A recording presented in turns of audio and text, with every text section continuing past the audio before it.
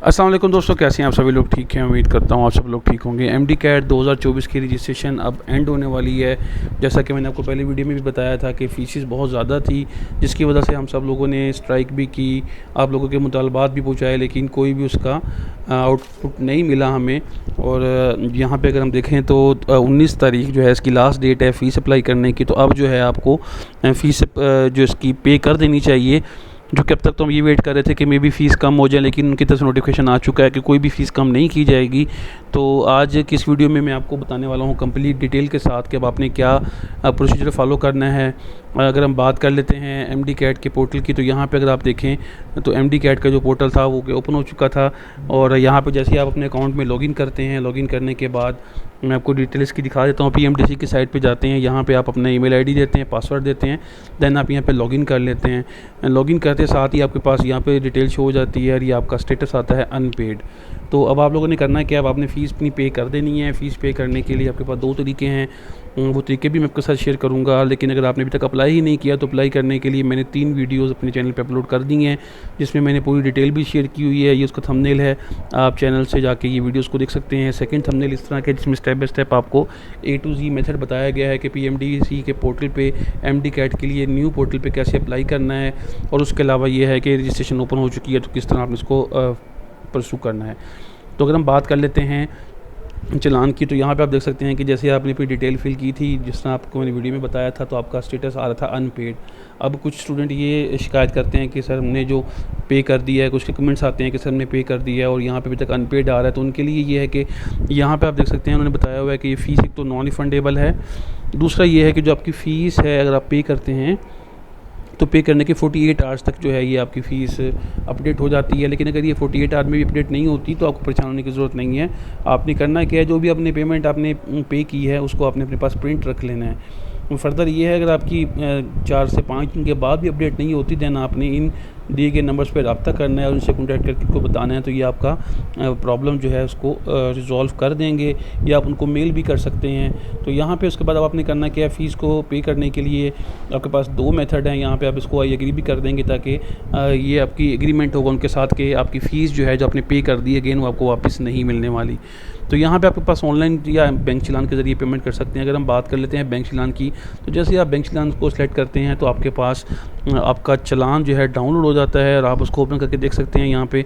अब अगर हम चालान को थोड़ा सा डिटेल के साथ देखें तो यहाँ पे जो आपके पास चालान शो हो रहा है वो कुछ इस कैटेगरी का शो हो रहा है। इस तरह आपके पास इसकी पीएमडीसी की तरफ से एक स्टैम्प और बैंक आईडी, ये आपके पास 3 कॉपीज़ है, एक बैंक कॉपी है पीएमडीसी की और स्टूडेंट कॉपी है। ये आपकी पूरी डिटेल इस पर मेंशन है। ड्यू डेट आपकी 20 आ रही, लेकिन आपने इसको 19 से पहले पे कर देना है ताकि आपको किसी किस्म का इशू ना हो। अगर हम बात कर लेते हैं यहाँ पे स्टूडेंट नेम की, तो स्टूडेंट नेम लिख सकते हैं आप। उसके बाद आपने एग्ज़ाम टाइप लिखना है, उसके बाद आपने आइडेंटिफिकेशन नंबर लिखना है अपना।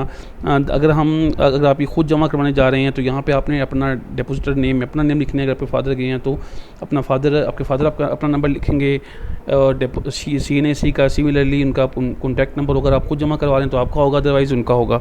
तब जो भी जमा करवाएगा उसका होगा, ठीक है। तो फर्दर ये है कि अगर हम डेट की बात करते हैं तो जिस डेट में अपनी फ़ी पे करनी है वो मेंशन करनी है। पेमेंट मोड की बात करते हैं तो वो जो मोड है वो आपने ऑनलाइन सेलेक्ट करना है, क्योंकि आप ख़ुद वहाँ पे गए हुए हैं तो आपने बाय हैंड पेमेंट दी है या बाय जो है इसको आप बैंक थ्रू बैंक सेलेक्ट कर लेंगे। आप इसको बाय चेक नहीं करेंगे, कैश कर लेंगे इसको, क्योंकि चेक तो एक्सेप्टेबल ही नहीं है। उसके बाद फ़ीस की बात करते हैं तो 8000 फ़ीस है, 30 रुपये इसके जो बैंक चार्जेज़ हैं, तो 8030 रुपये होंगे। ये आपने फ़ीस पे कर देनी है। तो ये आप बैंक चालान की मदद से उसको पे करके अपनी जो कॉपी है उसको अपने पास संभाल के रखेंगे।